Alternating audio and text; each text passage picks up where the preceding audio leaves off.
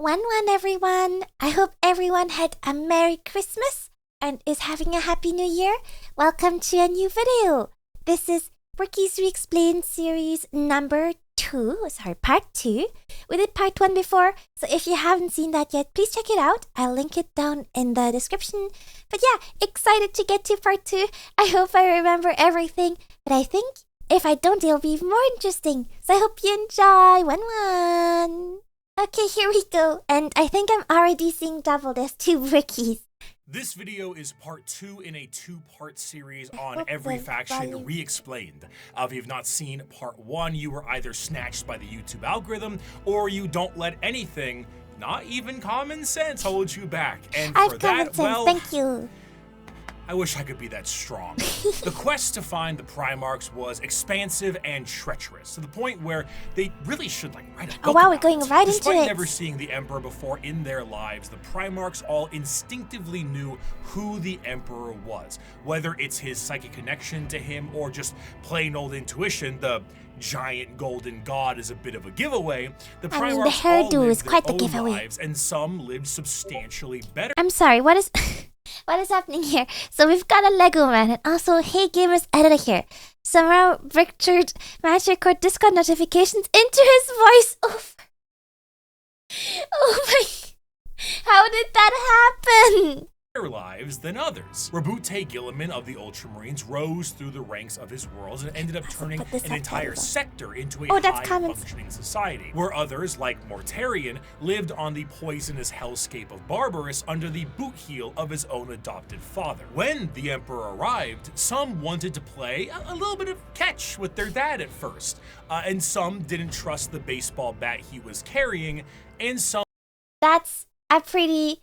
interesting intro to what I assume is gonna be the Horus Heresy. Some didn't want to play at all. Eventually, one by one, the Emperor returned his sons to his side to bring them back together as one happy family. A family who needed a good cleaning. Are you tired of boring old soap? Is your son the foulest being ever? Do your eyes sting when he comes near? Well, clean that man right back up with the power of Cheeky. That's right, the brand new moisturizing bar soap brought to you by Moist Critical and Bricky approved. I'm sorry, running what looks like to be a soap ad on a Warhammer video? That's crazy work.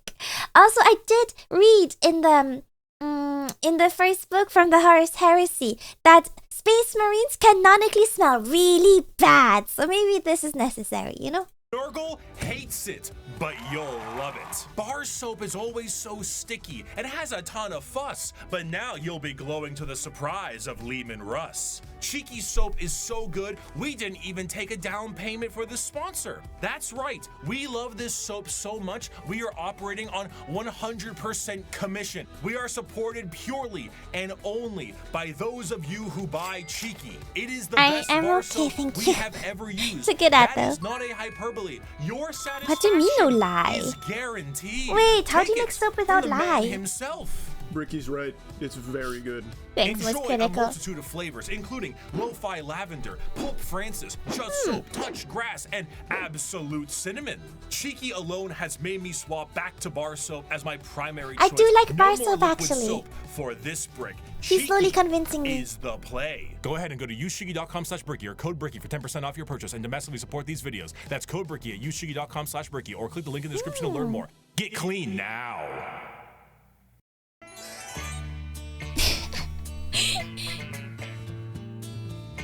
Oh, yeah, so half his sons turned on him? Yeah. After the Emperor was able to bring all of his sons back into the fold again, he sent them on their way with his end goal in mind, reclaiming the lost worlds of humanity. Each of his Primarchs fanned out across the galaxy to accomplish this goal, but the one they were expected to report to was his favored son, the first one found, allegedly, which was Horus. Horus was great to the title of he looks really and cool. He certainly lived up to Big E's expectations, which were I wonder what all the eyes are about on his armor. Very specific and set by Big E himself to all of his sons. However, either intentionally or not, maybe he did all of this Emperor did because he not was mention born to his sons bald. some of the more chaotic aspects of the galaxy. Horus himself, while in the process of reclaiming a more advanced human world, was informed of the existence of chaos gods, a factoid that Horus initially did not believe. To him, it was a bit unfathomable to think that his father would emit such significant information on the inner workings of the galaxy.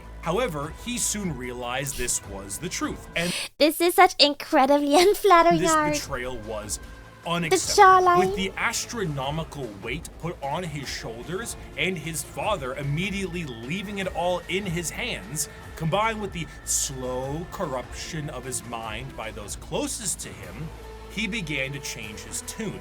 Horus began amassing he's a a scary following behind bastard. his father's Sorry, can I back say with that on several YouTube? other Primarchs and began to formulate plans to usurp him from his throne on Terra. While this was occurring, Magnus the Red tried to FaceTime his dad back on Terra, and that resulted in the shattering of a protective barrier between Terra and the demons of the warp. What? That's Due all it to this takes? damage, the Emperor was forced to sit on the Golden Throne to assure that it would continue to function. Ultimately, half of the Primarchs would fall to chaos, and the remaining half would fight back viciously against their brothers. Horus eventually gained the upper hand and arrived in orbit above Terra itself, and after antagonizing his father enough, the Emperor temporarily removed himself from the throne, strategically putting his old friend there as a seat warmer, and went to confront Horus himself on the vengeful spirit, his flag. I feel like his friend is gonna be in trouble. That doesn't seem like a good thing for a person to do. The Emperor faced down his son, and after a heated battle and 64 novels, the Emperor managed a lot to of- obliterate Horus on a subatomic level, but not before his favorite son was able to mortally wound the Emperor. As the dust settled and the traitors fled from Terra, How does the this take Emperor's 64 body was books? dragged back onto the Golden Throne, where it sits permanently to assure that it continues to function. A corpse forced to constantly hold back the horrors of the warp and guide humanity with his pale light. And that light is flickering. From there, the remaining members of the traitors to the Emperor fled to their respective safe havens. These are the veterans of the Long War, the spiteful, and to them, the wronged. Those who would let the galaxy burn if it means the Imperium gets caught in the flames. Sorry, the Long War, is that the same as the Horus Heresy or is that a different thing? These are the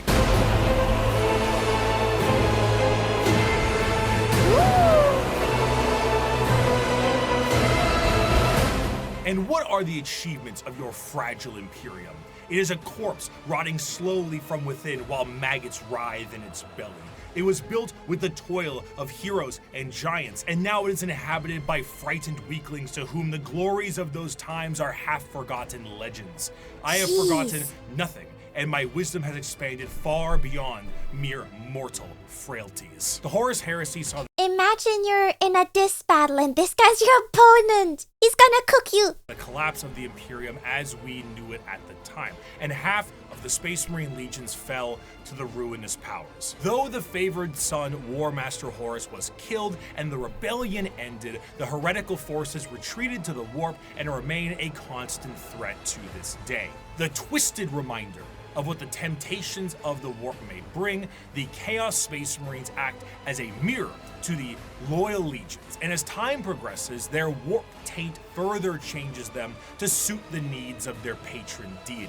Though marred and absolutely mangled by the ruinous powers, they are Wait, still what the heck is this thing? Sorry, Bricky, that's a very unflattering pause for you. What's this worm thing on his shoulder? unmistakably Space Marines in stature That's and kinda cool shape, but scary. and according to them, they have never been more free. After the heresy, the loyal legions of Space Marines became very strict they're in their color-coded. organization, and their separation into separate chapters with capped numbers and other formalities was done to prevent any form of heresy from happening again. The Chaos Space Marines are a bit different. Ultimately, these Marines are subject to the primary legions that fell to Chaos in the first place. The majority of these legions, the Black Legion, the Word Bearers, Iron Warriors, Alpha Legion, and the Night Lords, are supporters of Chaos undivided, either enjoying the powers of all Chaos gods or sometimes shunning them altogether. I've got a question. Here, the Balkanization. Are the Balkans different from the Balkans in Europe? in our world, or is this just about the Balkans? But a few of them follow a very specific chaos god. Thousand Sons are followers of Zeech, the Death Ooh, that looks Guard cool. follows Nurgle, Slaanesh has their claws in the Emperor's children, and the World Eaters are avid followers of Khorne. From there, the legions themselves are separated into roaming war bands that may go under their own unique names or may stake a claim to one of the primary legions. Why does he have Most of braces? the gear and armor of a Chaos Space Marine remains the same, but stylistically it changes quite a bit to reflect the intention of the legion or their patron god. The Death Guard's That's armor really has become cool, I like rotted that. and full of gaping mouths and plague-filled very boils. cool. The World Eater's sharp and violent armor reflects their bloodthirst, and the I mean, chaotic Chainsaw noise Axe of the is Emperor's so children cool. armor, nipple rings included, pleases Slaanesh greatly. Due to the taint of chaos, the armor itself becomes less about plating and more about a new skin for any given Chaos Space Marine. Though the Chaos Space Marines have no true fear of death or numbers diminishing, there are still major recruitment efforts for their legions. However, the conscription of these recruits is a lot more chaos-fueled and is more of a forced assimilation, and in some instances, breeding. The organ implementations and other modifications are the same. What was The that? necessity of a gene seed remains the same, but the result is a hell of a lot different. Understanding Chaos Space Marines is a difficult exercise. If we took my original video 5 years back and looked at the Imperial Knights section, it mainly focuses on big stompy robots. Now that I He looks so understand baby in the more, old I can video. discuss the Code Chivalric, the Throne Mechanicum, Squires, and Monarchs, and bring some more context to it all. To assume Chaos Space Marines are simply the opposite side of Space Marines would be foolish, for once you understand the plight of their Primarchs, it can provide a context always needed. Horus himself turned through an overwhelming weight on his shoulders and lies told by his father. That wolf on his shoulders is getting bigger and bigger, which is concerning because it looked like it was a pelt. But what of Angron? Angron lived as a slave gladiator for his planet's masters, who took Dark Age technology Angron. and shoved it into his brain, so experiencing any emotion other than rage was agony for him. He finally leads a revolt for his fellow gladiators and frees himself from the Wow, that confines of armor's servitude. awesome. What The the heck? Emperor finds him and says he will take him home, but Angron refuses. He will fight with his Wow, look at friends that axe. against the tyranny of his slave owners to the last. At the final last stand with him and his closest friends, slave gladiators, all of them outnumbered and on the verge of death, the Emperor forcefully teleports Angron to his flagship and none of his compatriots, leaving Angron to Oh. live and watch all of his friends die. You kept that. You know, if he wasn't angry and feeling very like a lot of rage before that, he would now. That's really shitty. That mule core Pharaoh. Russ kept his kin friends, the lion kept Luther, humans, brothers, and foster fathers, saved and raised into legion ranks. But not me. Not Angron, no. Did the Emperor teleport his gold-wrapped custodians down to help me in my army? No. Did he free the warhounds and order them to battle, fight alongside me? No. Did he save my brothers and sisters the way he spared and honored the lion's kin, the way he honored Corferon? No, no, and no.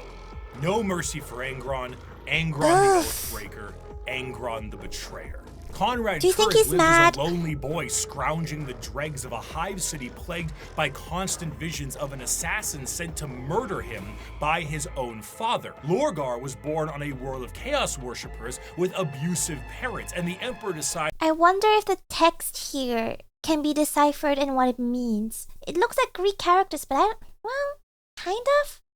I don't know if this can actually be read. If someone could let me know, that'd be cool. the best way to reprimand him was destroy his holy city. The Emperor robbed Mortarion of vengeance and suppressed Magnus at every turn. The question isn't why the Primarchs rebelled. The question is, why didn't they sooner? To them, they are not the betrayers. Such They a cool are design the too. betrayed. They were under the boot of a golden tyrant, and they finally could be free from his heel. Of course, Oh, sorry, I just want to go back a little bit here. I really like that design. I think it's giving Horsemen of Pestilence with the bell, you know, tolling the dead, and the obviously the green stuff. But even there, you can see like insects, like an insect plague and a reaper scythe. As well as those wings. I know, it's very much giving pestilence. It's very cool. At every turn.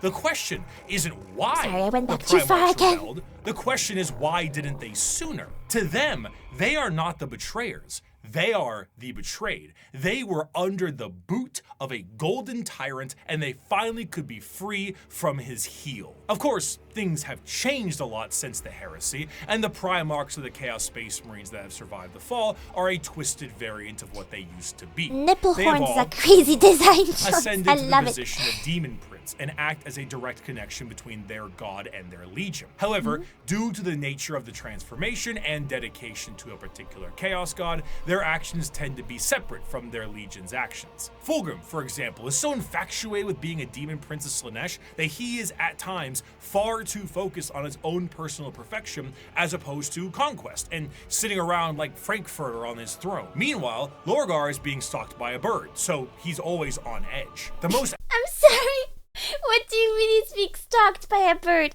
I assume it's one of those demon birds that we've seen in other videos and not like a pigeon.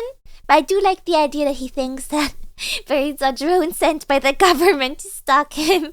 adamant against the temptations of the Chaos Gods, Perturabo was even made a demon prince as a reward for being the one who did the most work on the group project. Chaos Space Marines are a fascinating faction because there is a great deal of cognitive dissonance that is represented in them. Depending on which faction you follow, your devotion to chaos is a sliding scale, and the representation in the universe is so varied. Some are there to reap a high tally of kills for their patron deity, while others are there purely to destroy the Imperium who wronged them. Some are there to torture and maim, and some are there to conquest and conquer. There is no unifying glue. They fight each other as much as they fight everyone else, and their machinations are entirely up to their warband. You have all walked different paths, but together we have come to the same destination. The Emperor has failed us. The Imperium has failed us all. It has failed us by the laxity of its laws, the decadence of its culture, and in the injustices heaped upon those of us who serve the most loyally.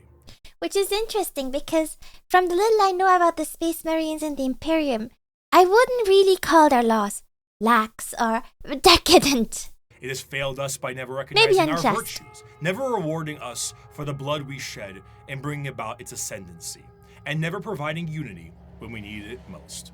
It has failed us by being flawed to its core, imperfect in its pursuit of a perfect culture, and in its weakness against the encroachment of Xenos breeds that seek to twist humanity to alien ends. And it has failed us, most of all, by being founded upon lies. The Imperium is forged by a dangerous deceit and erodes us all by demanding we sacrifice I assume the truth deceit on the is altar the of fact he didn't necessity. tell them about the This Chaos Gods. is an empire propagated by sin that deserves to die. And here on Istvan 5, we begin the purge. From these ashes shall rise the new kingdom of mankind, an imperium of justice, faith, and enlightenment. An imperium Who would be the leader of this? heralded, Because ours commanded, is dead. and protected by the avatars of the gods themselves. An empire strong enough to stand through a future of blood Oh, sorry. and fire. So I understand they follow the Chaos Gods, but surely they would need like a leader or several leaders. I'm not sure. Maybe one for Chaos God.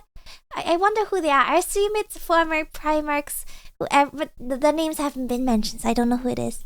Naturally, however, as I have said before, Space Marines do not make up the bulk of the fighting force in the Imperium, so it would be ludicrous for me to not mention their dark cousins. The Code Chivalry is the sign of the power of the Imperial Knights. But what about the Dark Mechanicum. Man, the ruinous non-dark ones are powers fucked up claimed during the enough Horus already. Heresy extended beyond just the Space Marines and the Primarchs. Mars itself was subject to a revolution that saw half of them fall to chaos as well.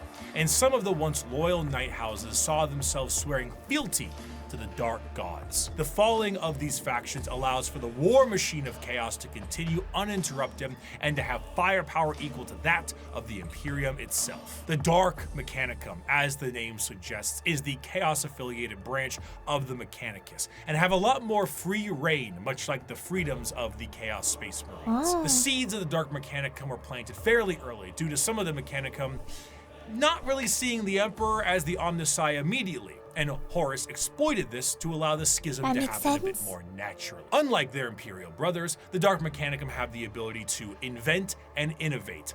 What a concept. While also utilizing forbidden technology such as the Silica Animus or AI. The Dark Mechanicum do have their own desires to find lost technologies and put them to use, but they're more interested in taking ancient and forbidden technology from Imperial worlds and activating them for their own purposes. Because what... In the other video, we were discussing how the Mechanicus is kind of falling apart because not having new innovation and etc. is really hard. So I imagine being able to use AI and other new, everything's like manual.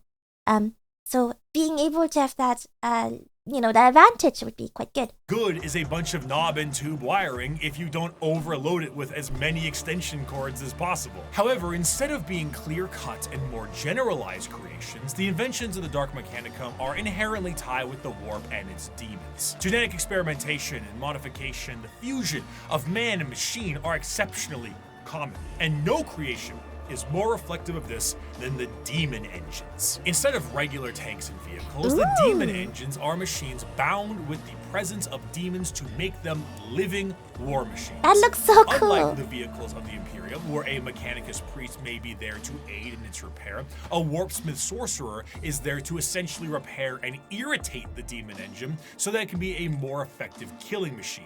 So it's like a demon tank veterinary. Can demons consent? Is that established? In certain factions, like the bitter and siege-loving Iron Warriors, they will lure demons with the promise of glory and easy bloodletting, only to then forcibly trap them into these demonic engines to use as weapons of war against the Imperium. Some lesser gods, like Vashtor the Archifane, is also a contract and arms dealer for the demonic stuff that comes out of chaos. Many demons may sign a pact with Vashtor in the soul forges of the warp, and in doing so are given the weapons of war to kill as much as they can. Should they do so, excellent, you may keep it. Should you not, I hope you enjoy your soul working in the forges for all eternity. That's oh my god, even demons have quotas! What you signed with blood and oil. In addition, much like their ties in the Loyalist realm, the Dark Mechanicum and the Chaos Knight houses are deeply intertwined. There were, of course, many knight houses that swore fealty and bent the knee to War Master Horus during the heresy, but a good portion of them had no choice, as they were absorbed by warp storms and corrupted into compliance. Many of these Chaos Knights reflect the very early Dark Age technology knights with more corrupted weapons. The Throne Mechanicum, which once had a noble sitting and taking control of generations of previous drivers and taming a beast, is now a saddle to a monstrosity of wrath and hatred. The nobles of the Chaos Knights fight to aggravate and bring the machine to their will while combating the corrupted minds of their fallen ancestors. Some of these nobles may do such a good job that they themselves fuse into the throne itself and become one with the knight. If a noble dies, no worries at all. Unlike the Imperial ones that require a pilot, a demon can hop into the cockpit and control it instead. Wait, would the demon mind also be absorbed if they die in there? Or are they exempt? The Night Worlds also see full corruption as well. Where there were once peasants, there are now cultists, and the goal of the Chaos Knights are just as chaotic as the gods they follow. Some are sent to war by the ruinous powers. Others may protect Dark Mechanicum Forge worlds, and others still may be so hyped up on the ruinous powers that they are just aimless and reckless, hoping to unravel the fabric of the universe itself. Though the aspect of nobility is still there with the Chaos Knight, but it's hardly the same as it is on the Imperial side. As opposed to a beautiful knightly stallion, the knights here are horrifying and unpredictable monstrosities, fueled in part by the agony of the memories of the ancestors trapped within. An invasion by a house of Chaos Knights is a horrifying thing. One might ask, how do knights enter the battlefield? Normally they can be deployed via dropships the standard way. I was just imagining helicopters.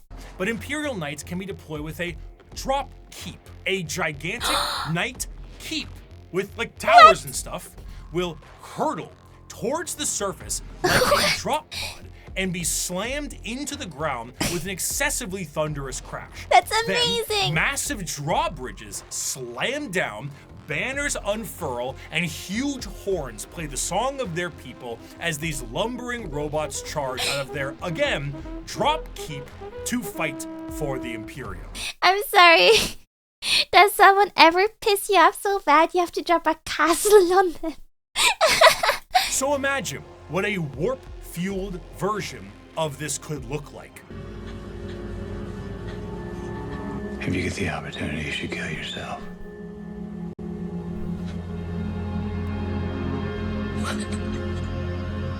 Chaos Knights have such a presence, the Yuck. warp fluctuates in their tread. They bring doom, dread, and despair across the battlefield. Warp storms occur overhead, and psychic phenomenon cling to them. A Chaos Knight will arrive either in some warp-debased platform, or perhaps a portal itself, or climb out of a pool of blood. As the air gets heavy, the enemy feels a crippling sense of paranoia, and the sky begins to rain blood, acid, and God knows what else. The horrors How of lovely. the warp have resulted in a dramatic change in technology in the favor of their forces. Though in practice, it is a horror beyond comprehension, their baseline desires don't seem that radical on paper. They are creative builders, working to innovate and improve technology while utilizing anything they can to accomplish their STEM goals. Creative builders is such a crazy euphemism for what he's describing. Looking at the dark forces of chaos and the Emperor now on his golden throne, humanity is fractured. The Emperor himself is the guiding light for warp travel for humanity, and in being that exists as a beacon for the entire species. Without him, things would get somehow worse. Therefore, he needs his protectors. Where a Thunder Warrior wasn't enough for his armies, and half of his Space Marines turned traitor, the Emperor's personal bodyguards are something else entirely. They are Yeah, not they're the fallible cool. Astartes, nor are they a nightmarish concoction of organs and indoctrination. They are built and gene-crafted with science bordering on magic. They number 10,000 strong, and each of them is a hero. They are the I'm glad he clarified 10,000. It's one of the questions I Rare is had in the battle first where video. Emperor's custodians outnumber our foes. We are ever beset, surrounded upon all sides by heresy and foulness, just as is Terra itself. Yet, like the throne world, we stand resolute, indefatigable, indomitable. Let the enemy come. Let them darken the horizon with their numbers. Still, we will prevail. Though the Emperor sits rotting on the golden throne, his talons remain sharp. The talons of the Emperor was the name given Can to the he most elite communicate forces still? at his disposal. The left hand of his talons comes in the form of the Sisters of Silence, psychic blanks that scour the galaxy to claim souls, to fuel the Astronomicon in the form of the Great Tide. 1,000 psychers sacrificed daily to keep the Emperor of Mankind alive, dragged into the black ships of the Silent Sisterhood. The right hand of the Emperor's protectorate, his golden bodyguards that serve him and only him. These are the custodians. While the members of the Space Marines went out to take back the galaxy, the Legio Custodes stood back and kept a close watch over the Emperor himself. Well, The they clearly Custodes didn't are, do a very good job now, did they? in a sense, similar to Space Marines in that they are genetically modified super soldiers clad in power armor, but that is where the similarities stop. Their genetic makeup seems to be made from the Emperor himself, or at least something quite close. And the precision of their creation predates the development of the Space Marines and even the Primarchs. Unlike Space Marine recruitment, where there's a process undertaken when a subject is at least somewhat grown, a custodian's process begins at infancy. The methods in which they are made are a secret, but what is known is that at the very beginning, each custodian was made by the Emperor himself. Regardless of the bioalchemical process, the process is exceptionally long and grueling, and only a handful of selected aspirants make it to the end. Those that do are clad in the most regal and effective armor in the Imperium. Commonly, a custodian is seen carrying a guardian spear, an utterly yoked up version of the staves the Praetorian Guards of the Emperor in Star Wars had. They are also clad with specific shields and blades, but the most interesting thing with all of their gear is that due to the meticulous and dedicated maintenance and preservation of their armor and gear, these items are the same ones they used 10,000 years ago. The custodians What's with the number 10,000? They really seem to like that number. do not age biologically, so some of the veterans in the Guard may be several thousand years old. And unlike the Space Marines, they fight entirely as a solo force. When a line of custodians is holding back waves of enemies, they operate independently. There are no battle formations, there are no squad tactics. Each custodian is the main character, trailed think by of that as a serfs and weakness. servitors, tasked entirely to reload their weapons. They fight with a singular purpose, if not action. Groups of custodians will dispatch enemy after enemy, their spears coming within inches of each other, but never close enough for a killing blow. Their strikes are intentionally defensive, allowing their opponents to attack 1 to 2 times before parrying and ending their lives. Each strike deflected is an opportunity to know their enemy more and learn from their patterns. They are truly the Emperor's bodyguards, masters of close combat, enemy knowledge, and reactions measured in milliseconds. Though the custodians are a part of the Adeptus Terra, the members of the Guard only answer to their own leadership and the Emperor himself. The leader of the does he custodians is known as the communicate? Captain General, and individual squads of custodians are overseen by a shield captain. As their focus is on the Emperor, their command center is located within the Imperial Palace. The Tower of Hegemon serves as their primary base of operations, but there is a dedicated elite guard of custodians known as the Companions that stands 300 strong by the Emperor's side. In total, the scared. custodians are 10,000 strong, and when a member retires, their name is added to the Hall of Name and vanish across the galaxy in a cloaked disguise to serve as eyes and ears for the Imperium. Despite their numbers and their strength, the members of the custodians do not consider themselves to be soldiers or warriors in any way. They see themselves strictly as the guardians of the Emperor in all facets of his presence. This extends beyond the physical. Custodians believe they represent the guarding of the Emperor's ideals and philosophies too. Their gains are both physical and literary. They are the protectorates of everything the Emperor stood for, and in doing so, the custodians are also artisans and scholars, in addition to being the Golden Guard of the Golden Throne. Has there ever been a case of one of the custodians being a traitor? Or are they... I know they're genetically engineered, but does it extend as far as like to mess with their affiliation or like I guess the loyalty is the right word? Or have there been traitors before? However, due to this nature of being protectorates, they have a very strong view when it comes to the Space Marines and the Primarchs. The Emperor himself had insinuated many times that once the galaxy was brought to heel, that there would be no need for the Space Marines anymore, and they were to go the same way that the Thunder Warriors went before them. The Custodians were meant to be the judge, jury, and executioner of this will, and are biologically designed not only to be able to take down a Space Marine with ease, but to be able to go toe-to-toe with the Primarch as well. During the Heresy, the Custodians mused on how suspiciously easy it was to kill Chaos Space Marines, as if they were trained and made for that explicit purpose. Constantine Valdor, one of the closest advisors of the Emperor, was asked if he ever disagreed with Big E on something, and he said once, with the formation of the Primarchs. I feel I do my best, but they don't. Let me ask you a very fair question. What do you do successfully? Quickly. That was insane moment. Insane.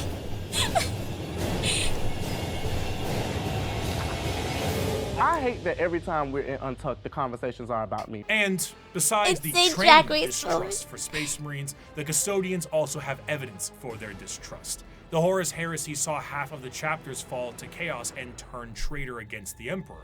In the mind of a Custodian, the fact that half of the Space Marines fell before means that the other half can fall with ease. They are fully capable Makes sense. of wiping out literally any force put against them. and in a sense are But for that, they would have to leave the Emperor's side, I assume. the final representation of the golden age of terror. However, they are forced to stand in silent and blind service to the Emperor and to the ill of the Imperium. And they, for 10,000 years, have stood vigil over the Imperium and have watched its rise and fall with the inability to do anything about it. While they do go out and fight some battles here and there, at the end of the day, the vastness of the Imperium means that the closest advisors to the Emperor himself are powerless to make any change. But goddamn, can they kill a Space Marine? For 100 years, I stood my watch amidst the somber shadows of the Sanctum Imperialis. I was imagine still day-to-day is as a actually kind of statue, boring. but always ready, always attuned to dangers unseen. Days, months, years passed by in a frenzied blur beyond those walls, yet within, little moved and nothing changed. For 100 years, I did not but wait, yet had any threat appeared, I would have struck it down in a heartbeat. For 100 years, I stood my watch, and as it ends, I can tell you this: patience is a weapon. Man, their job kinda sucks. Of course, a threat directly to Terra itself would appear to be something foolish. It's in the deepest parts of Imperial space and is one of the most defended bastions in the galaxy. You'd truly have to be foolhardy or insane to think that you can take on Terra itself. However, one faction certainly got close. In the dark ages of the stars and in a river of misery, there is one faction having a crackin' old time. The galaxy sees them as savages, yet they have already figured out the questions of the universe. Their numbers are uncountable, their technology incomprehensible, and yet their violence is so very green. I am, of course, talking about the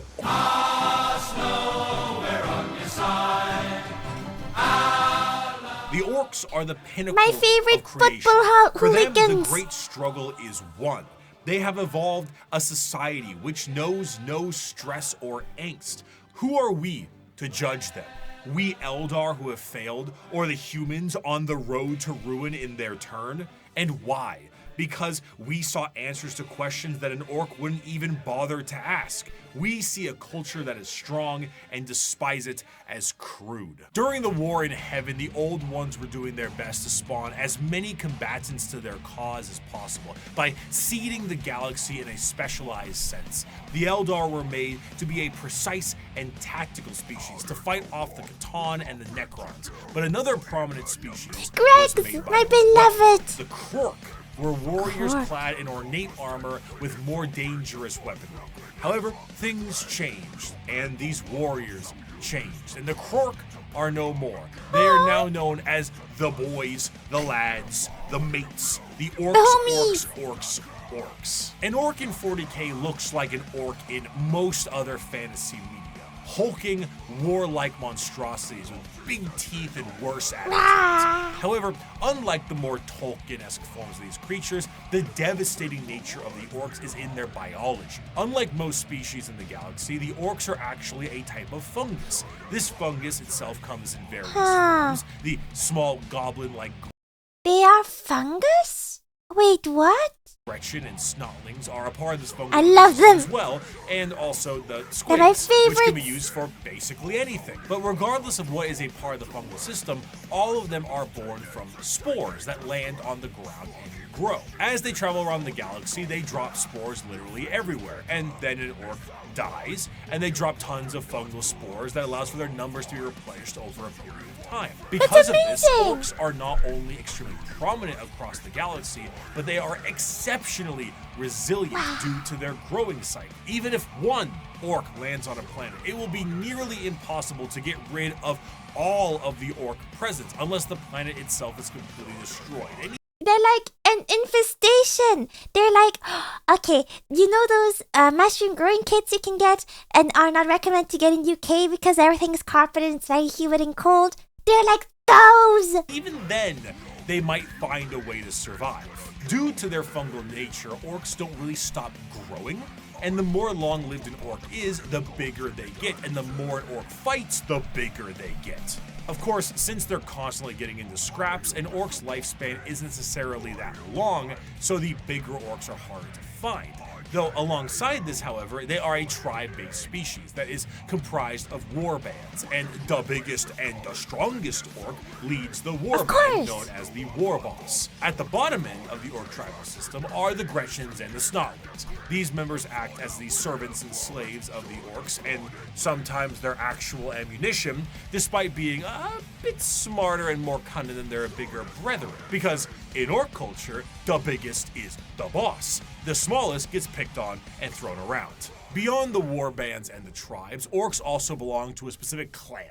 Tribes constantly shatter and rebuild, but the clans do not. They are, in a sense, a psychological state of being for any given orc, and gives an orc their specific character and traits. And to make things easier, these clans are also color-coded. So that's very easy to tell what orc does what. Though there are many clans out there, 6 of them So I know he just flashed the countries from DK's flags. Are they actually kinda like coded to the countries? Like, are there Scottish orcs and Welsh orcs? Or was that just a joke? I kinda hope they're Scottish orcs. No. The bad moons are essentially the merchants and have a lot of money because their currency is teeth, and they grow teeth faster than any others. The blood axes are the stealth units, and by stealth it means like slightly more quiet than the others, and they have a love for LARPing as humies. Death Skulls are the scavengers, and the Goths are the close combat specialists. And on the 2 ends of the spectrum, we also have the tech-savvy evil sons and the more traditionalist and tribal snakebites. Another major facet of orcs is their religious beliefs. They believe in 2 gods, Gork and Mork. Gork is cunningly brutal, and Mork is brutally cunning. The difference between them, according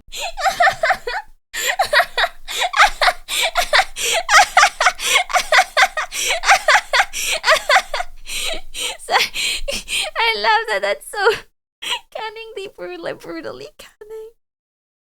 Oh, that's so fun. I love them. Orcs is that Mork hits you when you aren't looking, and Gork hits you when you are. There's a lot of confusion as to which one is which, and this results in a lot of infighting. In other species, this would be considered a sort of religious conflict, but for the orcs, it's just another excuse to fight. I have a quote here, but I don't really do a good orc voice.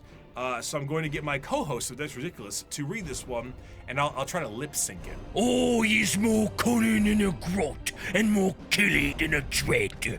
The boys that follow me can't be beat.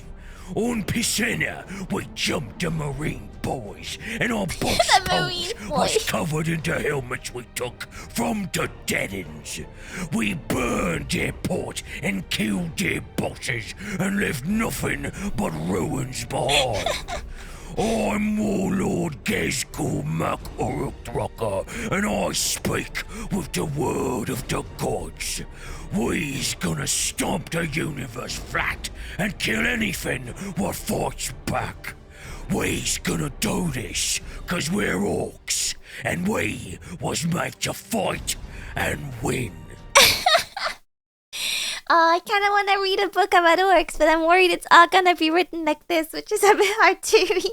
This fucking sounds terrible. Fighting is the biggest aspect of orc culture. Love and the little it's essentially their life's purpose. They are genetically hardwired to get into battles and scraps with enemies that can feel pain. The more they fight, the bigger they get. This, combined with them getting bigger over time, means that some of the biggest and baddest orcs of all time have been notably gigantic. The Beast, as he was known, was about the size of an imperial knight. If an orc runs out of other enemies to fight, they will immediately start infighting to scratch the battle itch. For example, in The Warp, a planet exists where a band of orcs are in a constant state of war and battle, and have been for an improbably long amount of time. I wonder if they're at all prone to falling for the chaos gods at all, or if they're too, how do I say this nicely? I'm trying to say, not say simple-minded, but it's the only word I can think of. Maybe I'm a Nork, not very smart. Strictly because how much Korn enjoys himself watching it. For some, being trapped in a perpetual war planet for all eternity would be a fate worse than death, but to the boys, this is heaven. In the event of a particularly big battle, a massive amount of tribes and war bands will unite under what is known as the War. The concept of a WA covers a few bases. The first is the group aspect of the massive green tidal wave of orcs fighting for the same cause, the cause being the second base. But the most prominent aspect of the WA is the psychic aspect of it. Remember how the old ones made the Eldar and all the Eldar are psychic? Well, the orcs are too, kinda, but just not as much. Only a little bit of it. And they often don't know how to use it and frankly don't care. But a huge gathering of orcs generates a psychic field that allows orcs to be more organized, dangerous, and dedicated to the war-based cause. However, the true extent of the psychic energy and its usage is relatively unknown, but that doesn't matter considering the outcome 90% of the time. In a similar sense, their ragtag technology and weaponry is also a mystery to most who encounter it purely because of that WA energy. The technology the orcs use seem to be held together with duct tape and plastic glue, and crude doesn't even begin to describe it. Their guns seem to have an inordinate amount of ammunition and firepower, and they are seemingly able to put things together on the fly in the middle of combat. The Imperium is of the mind that the orcs' weapons and machinery only work due to their innate psychic ability, but realistically, orc gear hardly works in the first place. Weapons blow up in a Bugs Bunny-esque manner all the time, and their war buggies can collapse in the middle of battle. Just because it works a handful of times does not mean it's an effective weapon. But this doesn't stop the orcs and their green tide. To really understand the power of the WA energy, orcs can operate purely off of belief. Now, a misconception is that orcs believe something is real and it happens. But that isn't true, because that's just one orc. However, there's never one orc. There's normally a few billion orcs together, and if they all believe something is true, the warp will tend to respond with a positive green light. Sometimes. Do the red ones go faster? Well, with enough orcs, yeah. How does an orc buggy with an engine block that's just a boulder with vroom vroom written in chalk work? What I am hearing is that being delusional is kind of actually a solution in this. Who cares? Orcs breathing on a ship with a hull breach? Go ahead. An orc went back in time to kill a version of himself so he could have two of his favorite weapons. It is shenanigans. Because of their actions and aesthetic, the orcs tend to be presented in a comic relief sense in a lot of media, particularly the media from their perspective. They are bumbling and loud and goofy British football hooligans, and they say silly things and act in silly ways. But to the citizens of the Imperium, the orcs are far from funny. They are violent and irrational creatures that take humans for punching bags, slaves, or ultimately dinner. They have no moral compass and are violent and brutal killers that how do you even negotiate with an They are orc? genetically designed to be a violent species that was capable of beating back the Necrons and the Catan. And if the orcs were ever able to unify under one banner, they would be utterly unstoppable. However, due to their aggressive nature, their organizational skills are non-existent, and they tend to just beat each other up for the fun of it. All that exists in the mind of an orc is fighting, and nothing else. If they wipe out their enemies, they will inevitably wipe themselves out as well.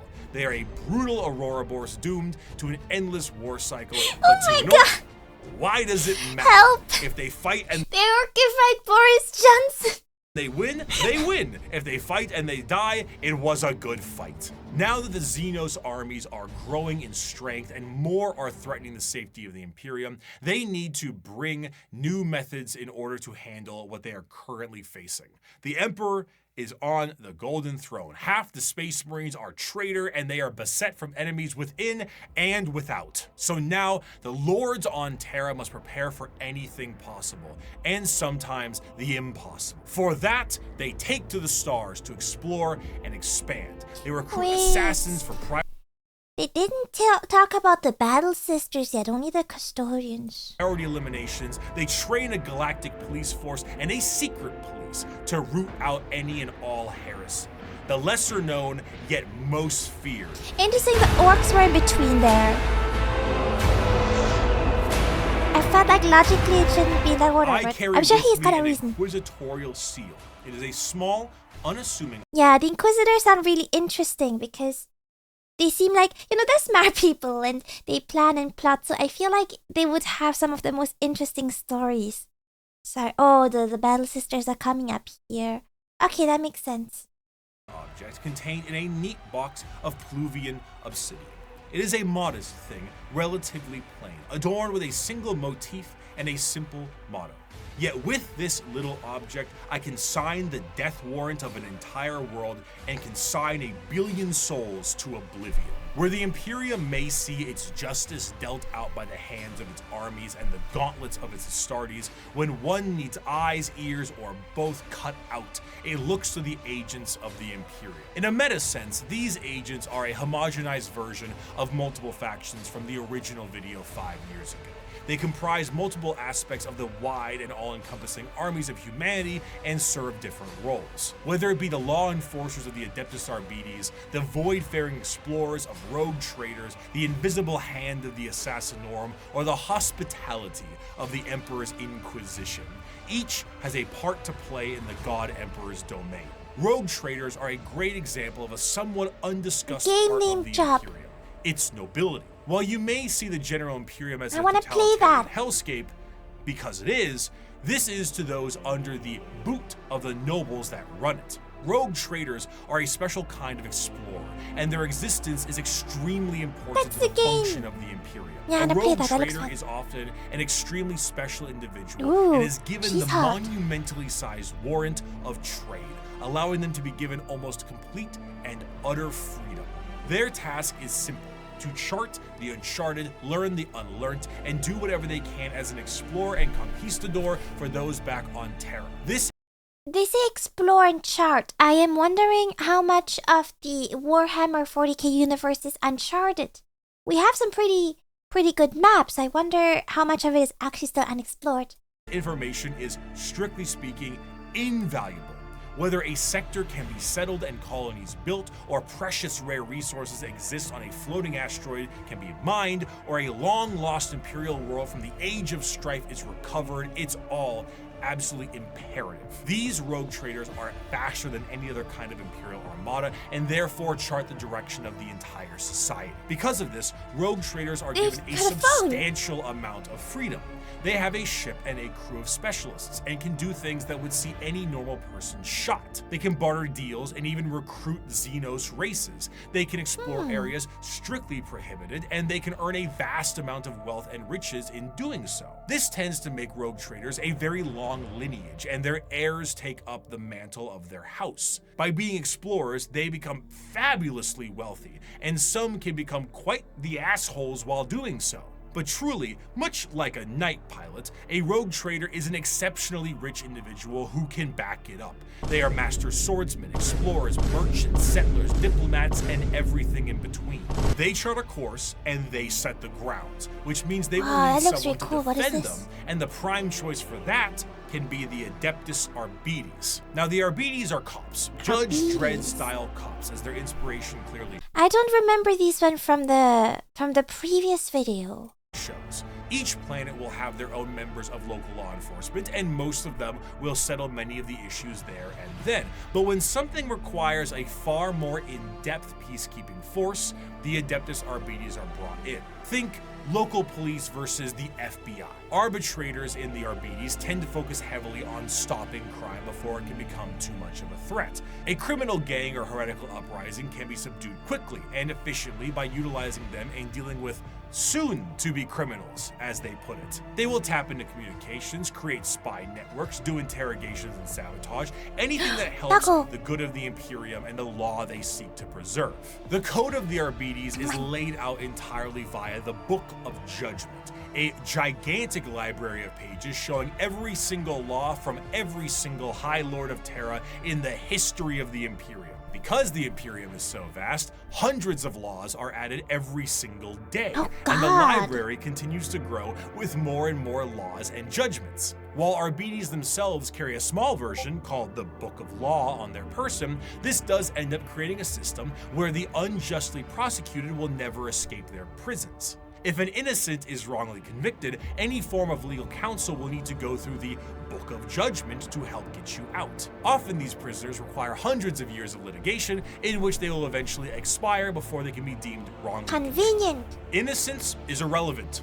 You have been judged guilty of transgressing that's the not lex ring a bell. imperialis. Do not compound your guilt by evading punishment, as there are greater crimes, so are there greater sentences. Of course, should something go out of the hands of the Adeptus Arbites, there is always the silent hand of the Officio Assassinorum to take their place. Naturally, the Imperium has assassins, and these assassins are sent to dispatch important And of course figures they're hot. that would not normally be handled by simply sending waves and waves of guardsmen at it. The Assassinorum is headed by the Grand Master of the Assassinorum, who is a High Lord of Terra and perhaps the shadiest individual in the entire galaxy. You'd At have his to be. disposal are multiple types of assassins I heard you're negotiating with terrorists again. Oh my gosh. that all specialize in various things. Their training is extreme and absurd. Aspirant children are often subjected to Hunger Games style combat with each other on the ride over to the temple. Then you get low gravity, high pressure, traps, horrendous physical and mental strain, and everything in between. Then their minds are wiped completely and the real fun begins. An Imperial Assassin Oh my is God, that is nothing terrifying. to mess around with. They are some of the fastest I moving take it and back. hardest hitting Not that things hot. the Imperium has at hand, and can go toe to toe with Space Marines depending on which temple they are from. Some, like the Vindicares, are master snipers who lie in wait for weeks, days, or even months just to get the perfect headshot from 5 kilometers away and disappear. The Calidus Temple are masters of shape-shifting and take a drug that allows them to transmute their body into whatever they see fit. A confidant of a target may be killed and they will take their place before killing their target outright. Or they could shift into a member of a Chaos Warband with symbols and flesh and all that to earn the trust of a cult leader before slitting their throat. The Caluxus Assassin is a psychic blank, a soulless mutation, making them appear as uneasy to normal humans and downright disgusting to psychers. When a powerful psyker is causing one with the issues, bad this is when you vibes. send. Their specialized helmet enhances their already latent powers and will allow them to all but drain the souls from those they touch and their very body. It is an extreme weapon used when a direct form of pressure must be applied to an otherwise untouchable psyker. Now, if you need a direct pressure in a more literal way, the Eversor is for you. A drugged up comatose psychopath that is directly dropped on enemy lines and allowed to wreak havoc, killing anything and everything it sees in a blaze of movement and blood before it inevitably dies and causes a plasma explosion on its demise. There are other temples as well, the Vanus Temple acting as sort of like a cyber hacker, the that's cool. Temple specializing in poisons, but all in all, assassins move with their skin-tight body gloves with a speed unmatched and force unexpected. One of Yeah, the they're really best cool. assassin novels puts a Vindicare Calidus and Vanus to infiltrate a night world,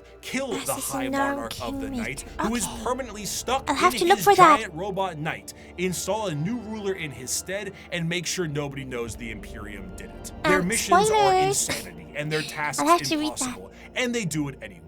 Thus is the power the Assassinorum wields. We do not determine the guilty, we do not decide the punishment. We are merely the cold instrument of the Emperor's vengeance. There is no form of death unknown to us. There is no form of terror beyond our means. There is no enemy outside our reach. We are the blade that hovers over the throat of the traitor. We are the bullet that awaits the heretic's skull. We are the poison in the throat of the alien.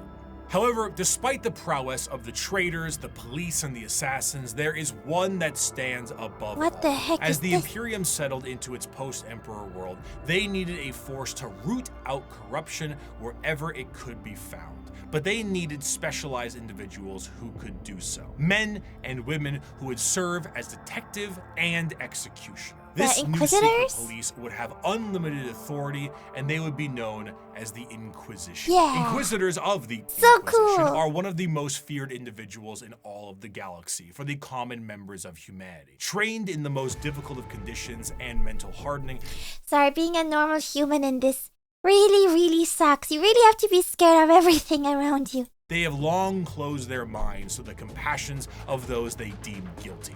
Inquisitors are, for the most part, detectives, but they are detectives whose authority is unmatched and actions justified by the state itself. Similar to the KGB, the Gestapo, the Stasi, the OVRA, but unlike those organizations, the Inquisition has far more authority and is one of the only types of individuals who can commit exterminatus, the term used for the utter and total destruction of a planet that has as no longer deemed usable by The only way to Imperium. get rid of orcs. While it is a very exciting word and a commonly notable thing done in Warhammer, Exterminatus is not actually used particularly often. It's a last resort entirely meant to stop the enemy from gaining a major foothold or spread even more corruption.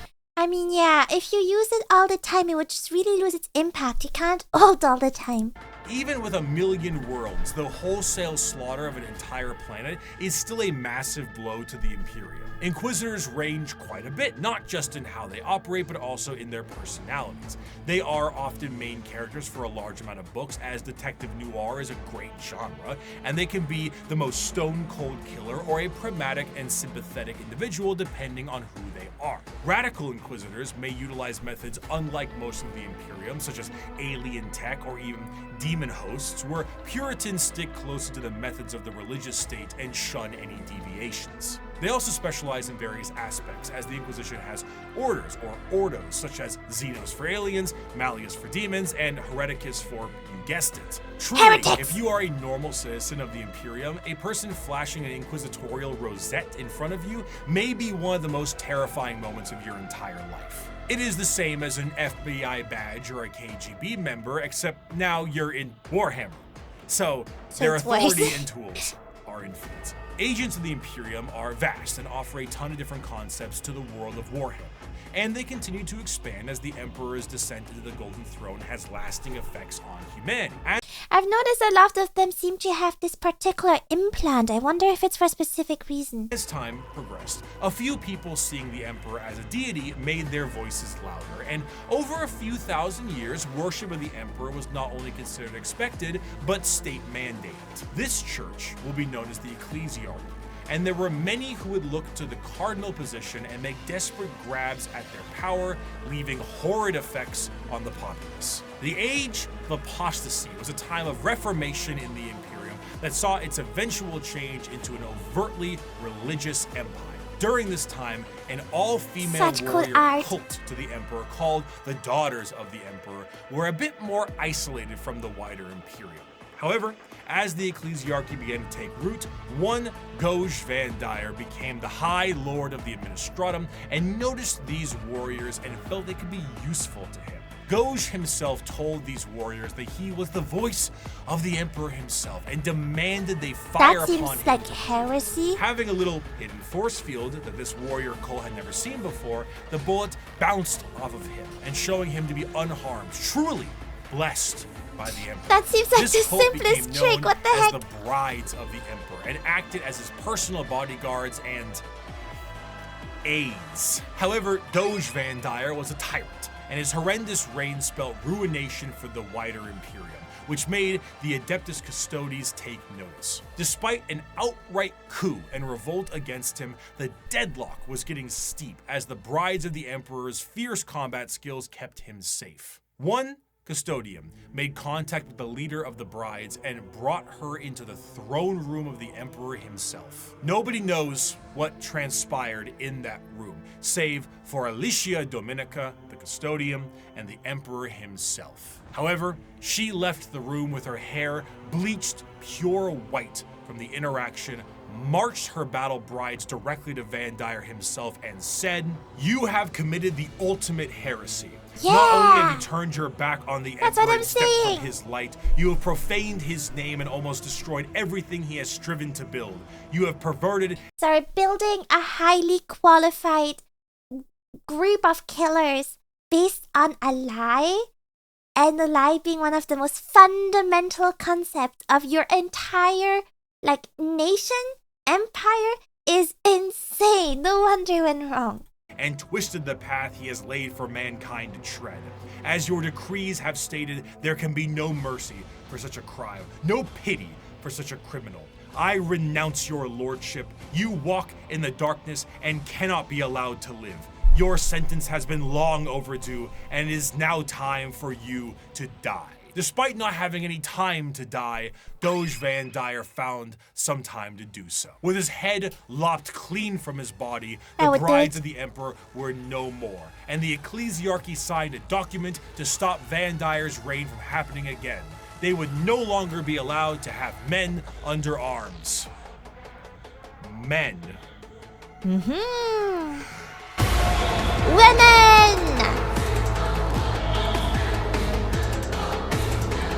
The Adeptus Sororitas, or commonly known as the Sisters of Battle, the nuns with guns, the fighting force of the church. Despite being the main militant faction, the Sisters of Battle, their organization actually is far more diverse than this and have many more nun-based roles for their members. They are organized by various orders with various specialties in mind, such as the non-militant orders like the Hospitaller, Dialogus, and Familius, including things I don't like think I know helping those. with surgical equipment and various other medical stuff, Duolingo, and a poli-sci degree. These orders are further separated into smaller orders in an almost Space Marine chapter sense, but tend to have more flexibility due to the nature of their work. And in addition to that, there is flexibility Looks between so heckin' the cool. orders. It is not uncommon for a member of one of the more battle-hardened orders to switch to a more does. passive one once they've So cool. sustained battlefield injuries or are a bit closer to retirement. As mentioned before, the Sisters of Battle are a part of their own separate organization, the Order's Militant, and feature the highest number of any given sister. They are the official fighting force of the ecclesiarchy, and they specialize in wars of faith. Unlike the deployment of Astartes, I notice a lot of them have the white hair, so I really wonder what it was in the throne room that made the hair turn white. Like, do they now bleach their hair, or is that just a permanent change in them that makes it that they all have this hair? and guardsmen, the Sisters of Battle are often deployed with members of the Inquisitorial Ordo Hereticus due to the holy war nature of their battles. The Sisters of Battle are suited up with their own form of specialized power armor that gives Well, yeah, them they have almost the, like a like, Joan of Arc vibe to writing. the battlefield.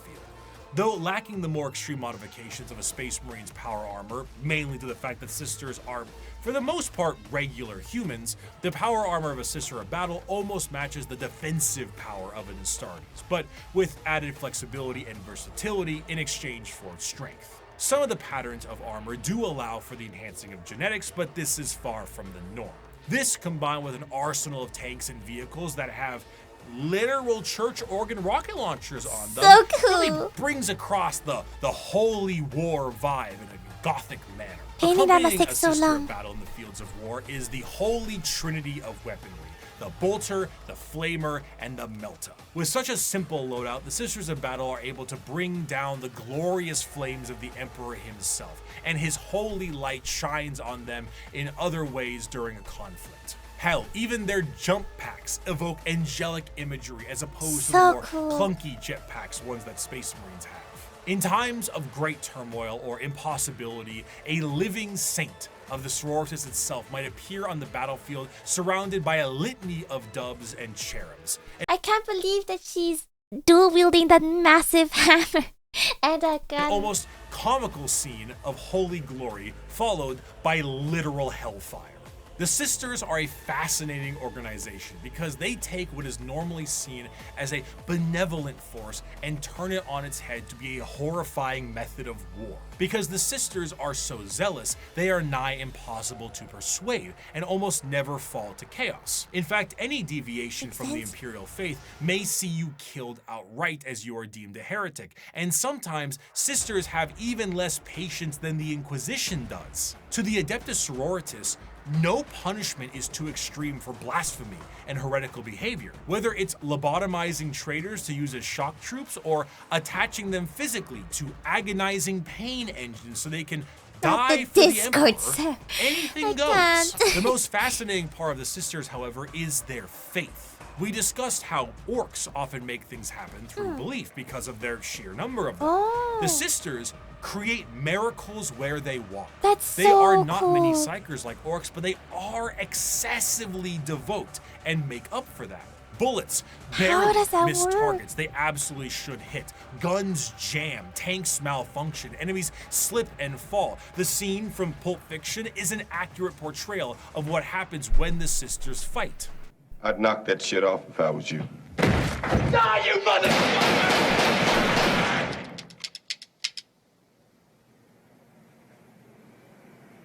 I knew exactly which scene he meant.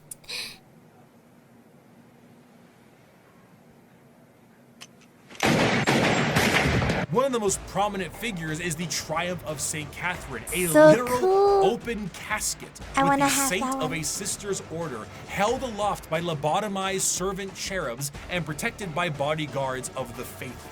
The devotion to the emperor swells so strong that acts of faith are made manifest, and sometimes angels themselves. When the sisters go to war, they have thundering organs and litanies screeching out into the battlefield, hymns Imagine how and scary songs. that must They be. rabble off prayers on their lips and burn holy fire across the area.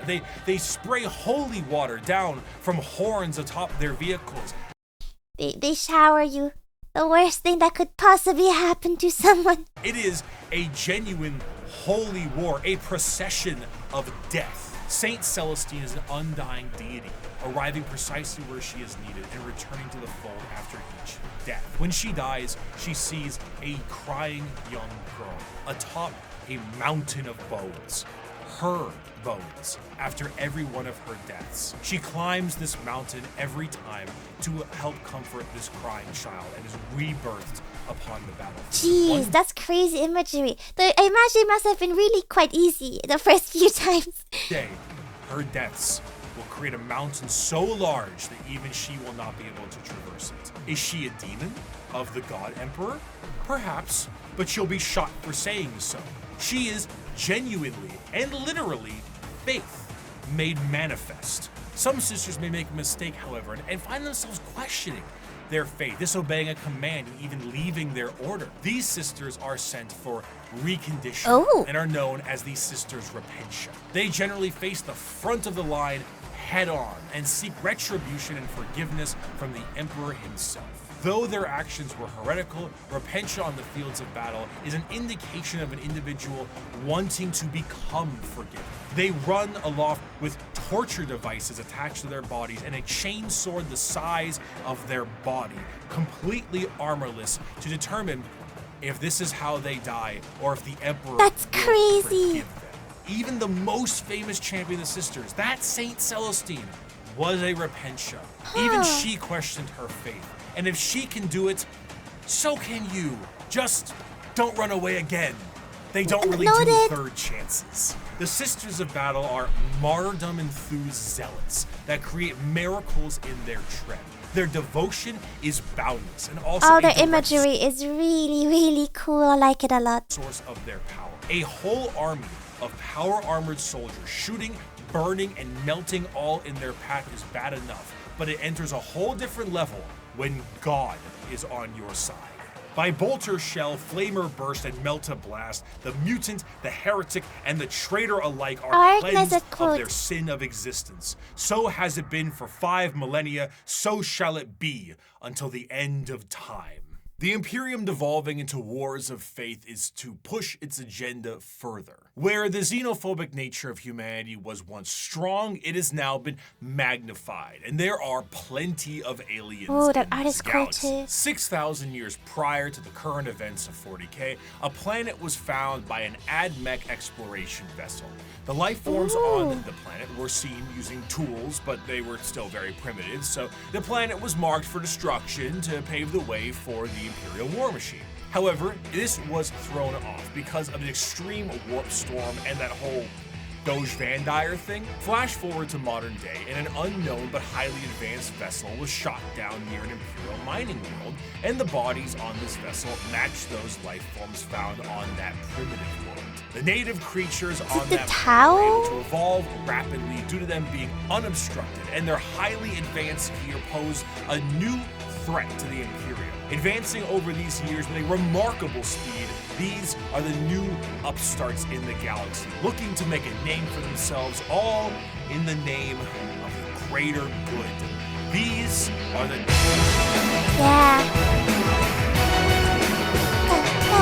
Yeah. alien is not... Not gonna lie, so far, maybe this will convince me. He's got, about he's got less than 10 minutes to convince me. But so far, the Tau have been maybe my least favorite. I find them the least interesting. And I know the aesthetic just doesn't fit in as well, in my opinion. intrinsically evil. Do not hate him. Pity him his ignorance. Like, I don't mind them. I Understand just his find them less differences interesting. and acquaint him And with his inadequacies. no one in the Only comments then ever will he told me accept his that the place Tau Empire in is the like their greater favorite, you know? The early history of the Tau is chaotic at best. Due to their extreme speed run to space travel, their journey to the stars were overburdened with inner conflict. It wasn't until the appearance of the Ethereals that things began to settle. These Tau to the warring tribes marked their unification under one common belief: the greater good of the Tau Va. What about the greater good? How can this be for the greater good?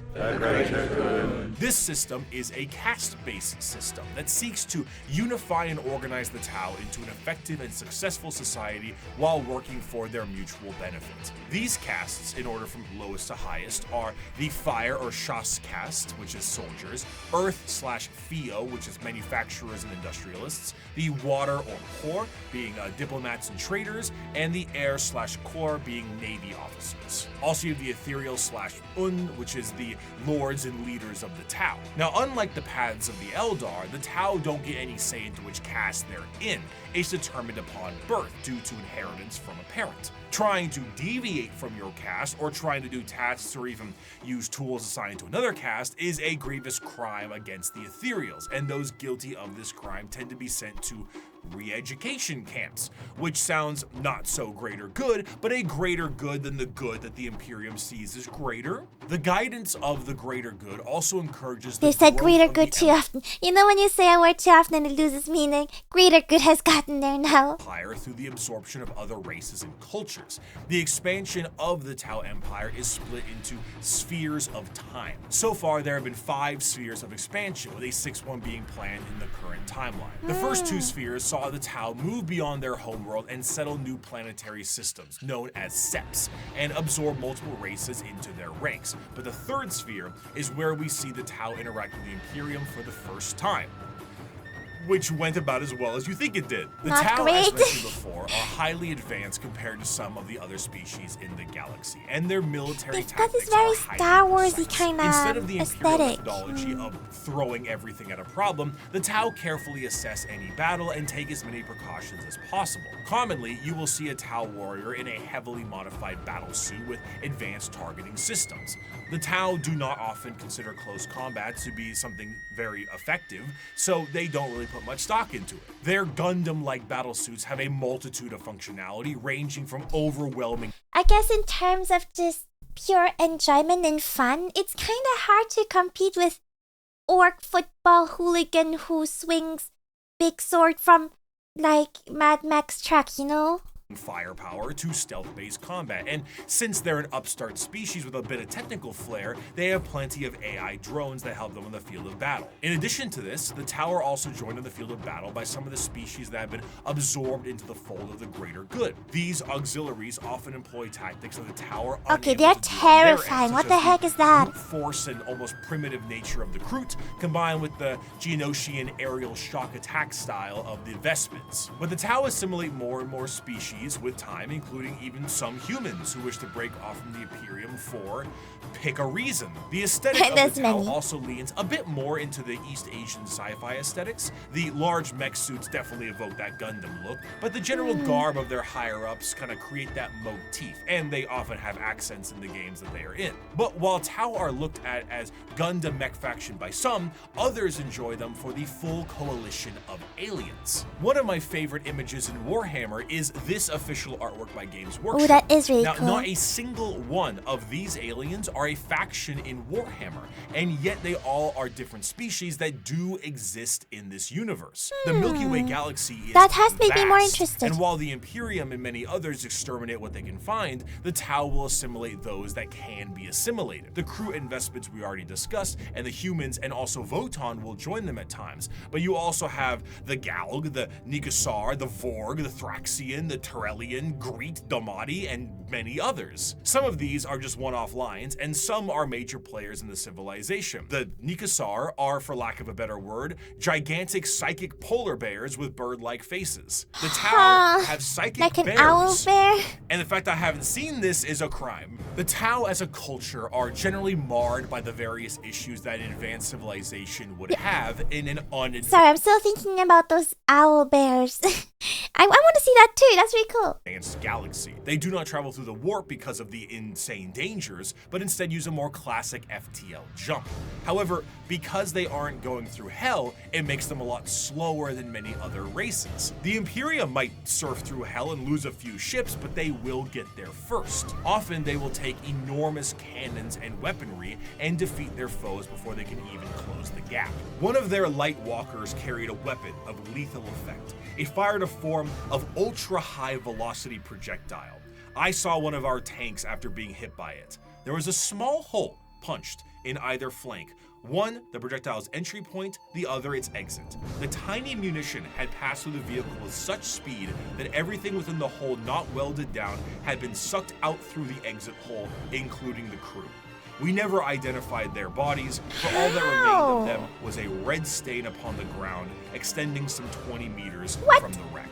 The fascination of the Tau is that in any other modern day world, their society would be horrid. Rigid caste systems, corruption, and politicking ethereals, and basically it's the greater good or nothing at all. But in the world of Warhammer, the simple fact that humans are accepted into their sphere should they please already puts them far and above the other races that would murder or eat them. Yeah, but despite this, the existential dread that is the Tau Empire is ever so apparent. Despite being hyper advanced and welcoming a coalition of aliens, they are the upstarts, and they are painfully outnumbered on all sides. Almost any other faction in the universe. It really makes me wonder how much of them openly accepting, anyone who can be assimilated is strategy rather than actual acceptance for the greater good. Given the right amount of force, can wipe out the Tau Empire from existence. They themselves might not be perfect, but their slight glimmer of hope is exactly that, a glimmer in a dark and crushing galaxy. Of course, nobody dares take the attempt to destroy the Tau Empire because doing so is an enormous amount of resources, and for the same reason why you don't full send your whole army to one person in a commander game of Magic. You open yourself up to player 2 and 3. But not to say it won't be a struggle. The Tau Empire, when prepared, are a vicious fighting force who might delete your formation before you even see them. But they lack numbers, and in the dark corners of the galaxy, something is coming that is entirely numbers. Yeah, I like them. They're really cool. There is a cancer eating at the Imperium. With each decade, it advances, so interesting, leaving drained, dead worlds in its wake. This horror, this abomination, has thought and purpose that functions on an unimaginable. I think it's also really interesting to me because they're some of the least humanoid ones. Galactic scale, and all we I can guess try not humanoid to at do all. is stop the swarms of bioengineer monsters it unleashes upon us by instinct. We have given the horror a name to salve our fears. We call it the Tyrannid race. But if it is aware of us at all, it must only know us as prey. That line The goes conflicts hard. of Warhammer 40k are chaotic enough with the sheer volume of violence that exists in the confines of the Milky Way. Someone said something quite interesting. Where under the video from the first time, explaining the videos, someone said what we could be really scared with the Tyrannids is that they're potentially running from something else. However, there And is I a thought that was threat to cool. the galaxy that extends beyond our known galaxy that is creeping ever closer and cannot be negotiated with. What drew them to the galaxy is unclear. It may have been the light of the Astronomicon itself, like a moth to a flame. It could have been a Xenos device detonated in the Horus Heresy. It could have been that they were done eating the Andromeda galaxy and they have come to take ours, or they might be running from something far, far worse. Regardless of the why, The where, when it came to the first official contact with these creatures, was the planet of Tyran. This is the site where the Imperium encountered a fleet of these creatures before being utterly torn to shreds. Thus, these creatures became known as the Tyranids. There is plenty of evidence that the Tyranids have been lurking in our galaxy for years beforehand, but this was the first true instance of their presence being fully known. Unlike other creatures in the realm of 40k that can be talked to, captured, or negotiated with, the Tyranids are unable to be reasoned with. They are, at their core, animals. Do But they not even the fun kind communicate? of animals. They are the xenomorphs of 40k, and boy are they hungry. They are instinctively hardwired to either kill or be killed, and they are an unrelenting force due to this. Like However, just because they don't locust talk swarm. outwardly doesn't mean they don't communicate with one another. The true horror of the Bricky, can you hear me? Are you in my walls? How do you know what I'm gonna ask? Every time. It's kind of creepy. Tyranids is found in their driving force, the hive mind. 3, 2, 1. Hot in here by Nelly. That's what I guessed.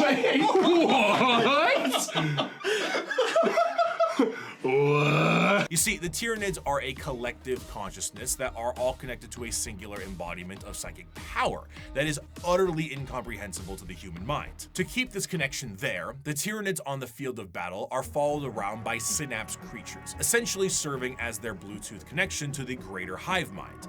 This allows them to send and receive information about the battle they're in, and it also allows them to adapt to certain situations based off of the information gained. Depending on the enemy, the swarm might be able to develop a new weapon or new tactics so they can get the upper hand. When the synapse connection is cut, they are unable to essentially form a save state and are stranded. The sheer power of the hive mind presence pours from each Tyranid in such a manner that it causes a distortion in the warp itself. A hive fleet's arrival can cause a dark shadow the size of several light years, coined the shadow in the warp.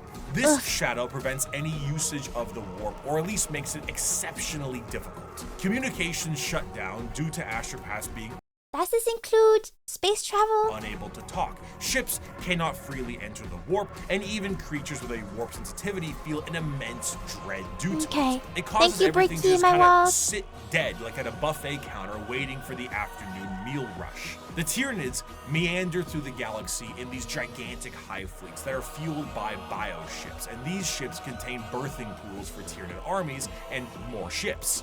Everything about the Tyranids is organic, and to fuel this war machine, the Tyranids consume any and all biomass they come across and absorb it into their respective hive. From the ground to literally the air, the Tyranids strip a planet to a lifeless and uninhabitable hulk as a means to I guess maybe they're a good solution if you're struggling with an orc infestation.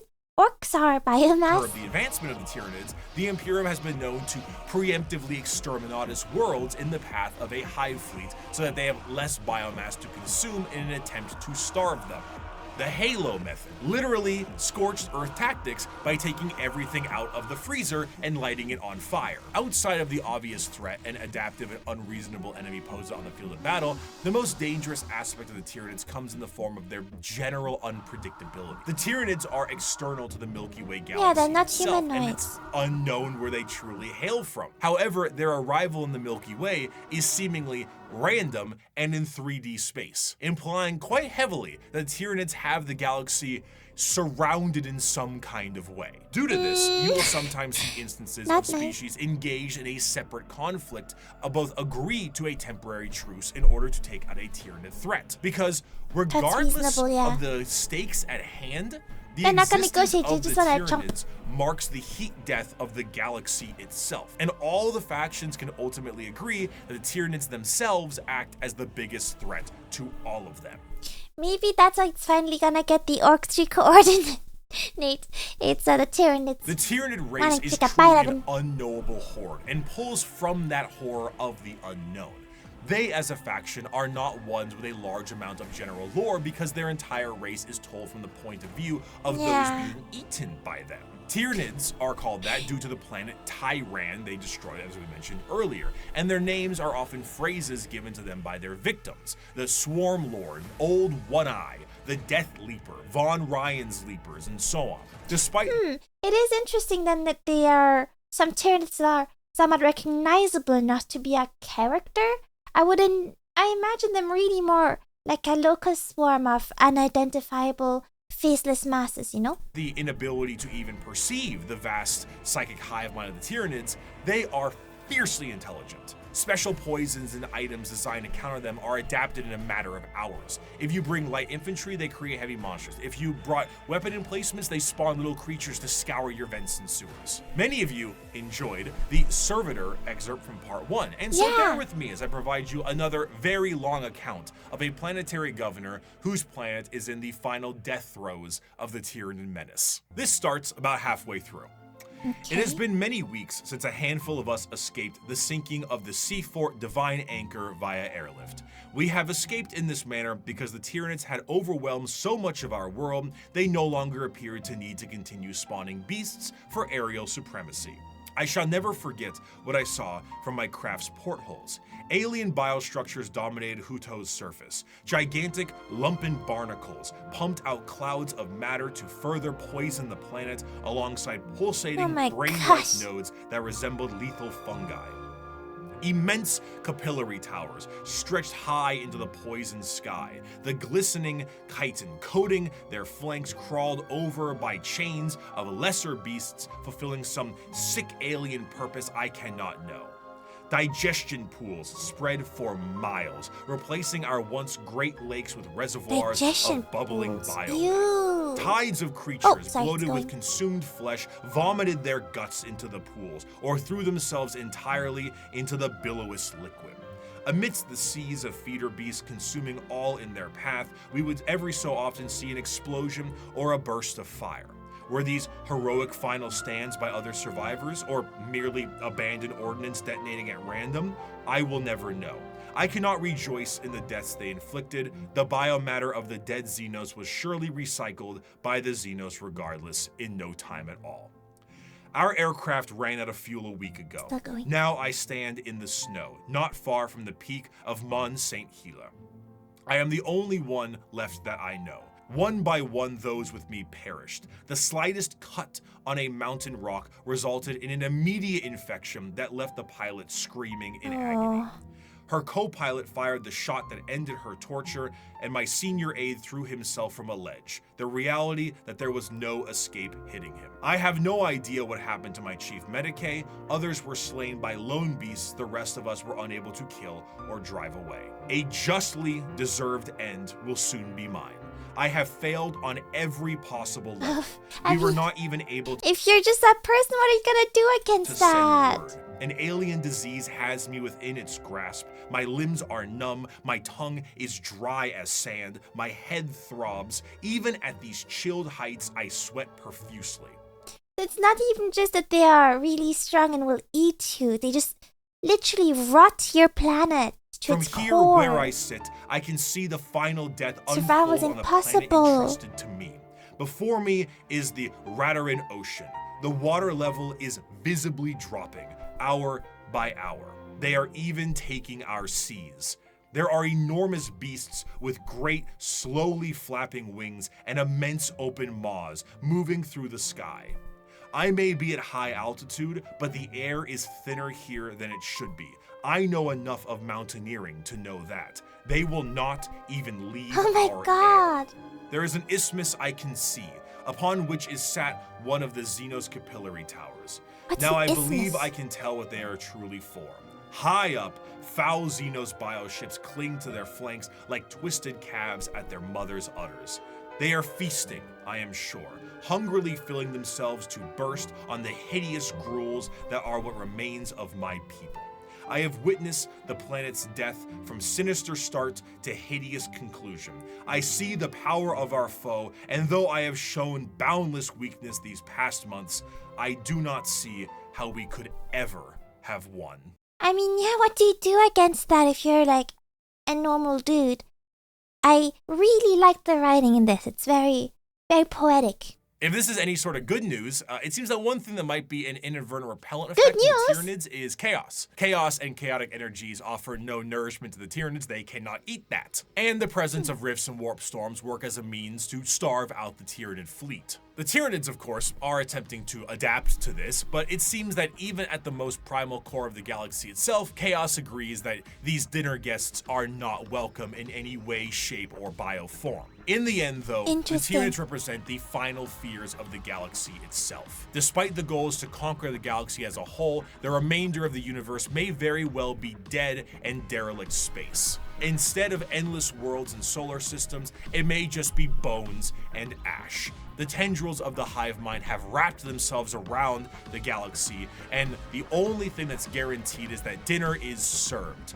However, the Tyranids are not simply the unending hordes of bugs. Beyond the more general buffet tactics and force of the Tyranids, the hive mind has a more secretive and dangerous means of planetary conquest in the form of something a bit more terrestrial.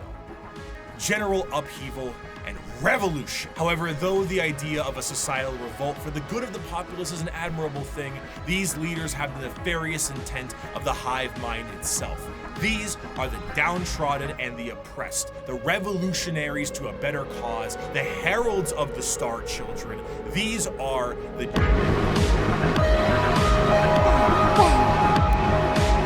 In the sunless body of our hive, the flock of the faithful grows. We are guided by our great Father's sacred vision, protected by his loving hands. Within these holy shadows we dwell, while the impure bathe in spire-topped starlight.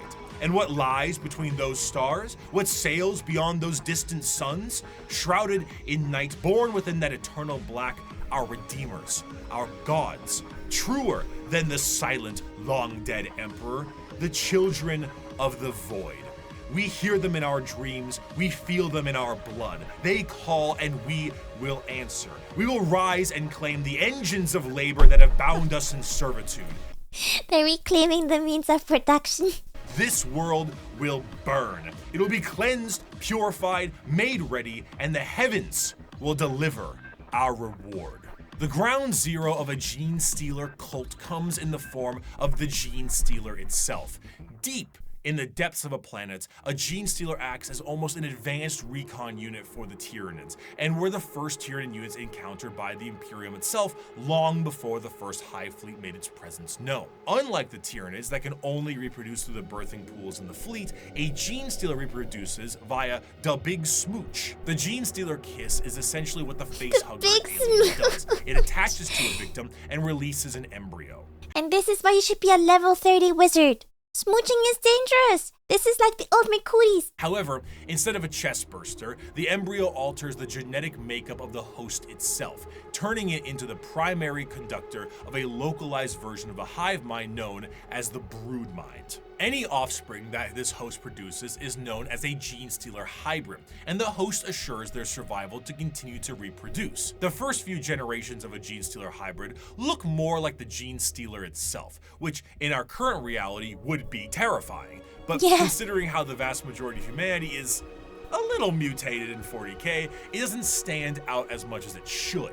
As the generations continue, the mutations and the general alien look is almost entirely phased out, and the resulting hybrids look almost identical to the species that they once were. Due to the size of most worlds, the makings of a Gene Stealer cult can exist almost entirely in secret. Especially if, a bunch of the children look weird because there's so many Gene Stealers. It wouldn't really stand out. Generation after generation. After a certain period of time, those hybrids will make their way into generalized society. Still connected to the mind of the Gene Stealer itself, the hybrids operate with the express goal of gaining power within society itself in a political and religious sense. Most of the time, they will present themselves as revolutionaries, looking for the betterment of the population. And honestly, it sounds great for a lot of the folks on the planet. By the people, for the people. As they expand more openly, the crossbreeding continues until all aspects of the planet's society is infiltrated. However, all bets are off when a hive fleet comes close enough. When a Tyranid hive fleet gets close enough to a planet, the broodmine activates essentially an endgame scenario. The once political and religious leaders become bloodthirsty fanatics that work to finalize the collapse of society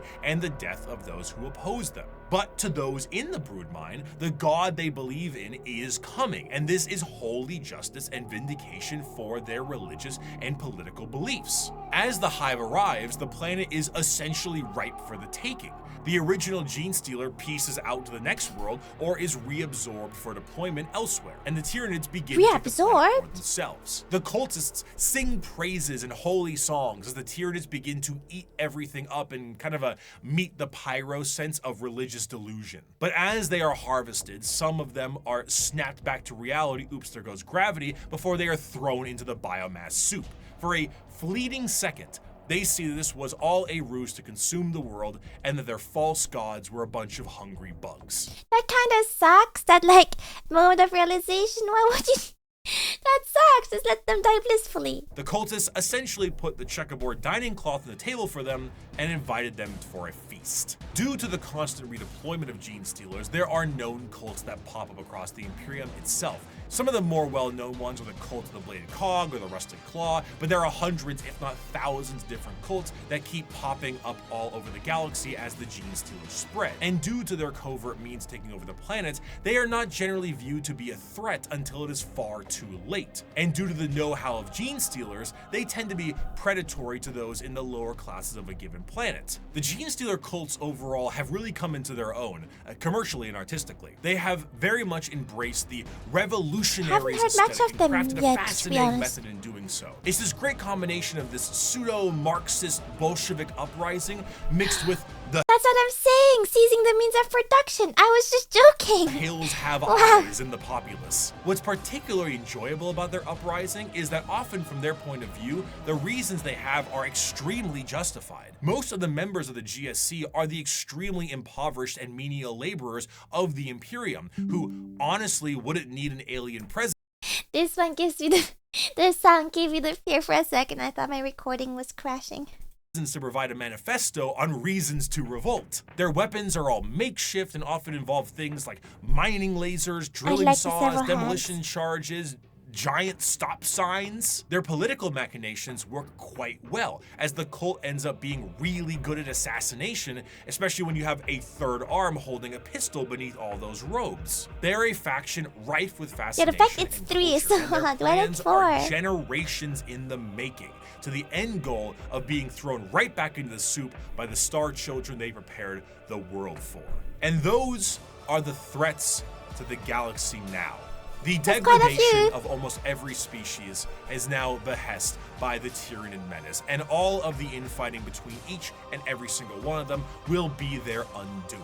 The world of Warhammer is a bleak and horrendous one, and that is in its own right the charm. It is so large, so vast, so absolutely horrendous and insane, and yet is treated with 100% severity and seriousness. In the beginning of part 1, I gave you an abridged and different opening to the Warhammer world, the grim darkness of the far future, and I leave you with this part 2 with the full quote itself. It is the 41st millennia. For more than 100 centuries, the Emperor has sat immobile on the golden throne of Earth. He is the master of mankind by the will of the gods, and master of 1,000,000 worlds by the might of his inexhaustible armies. He is a rotting carcass writhing invisibly with power from the dark age of technology. He is the carrion lord of the Imperium, for whom 1,000 souls are sacrificed every day so that he may never truly die. Yet even in his deathless state, the Emperor continues his eternal vigilance.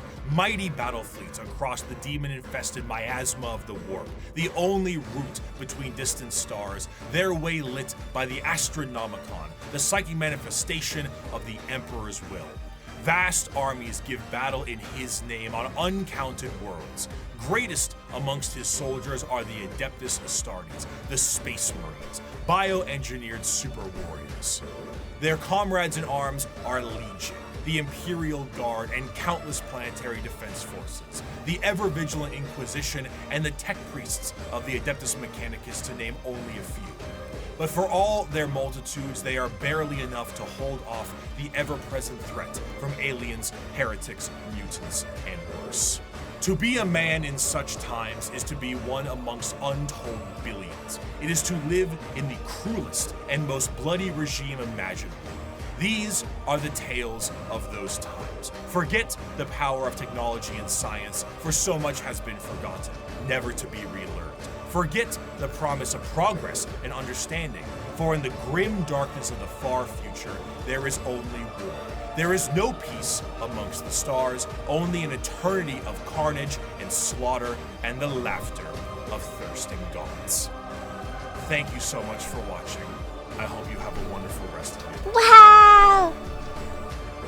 Incredible video!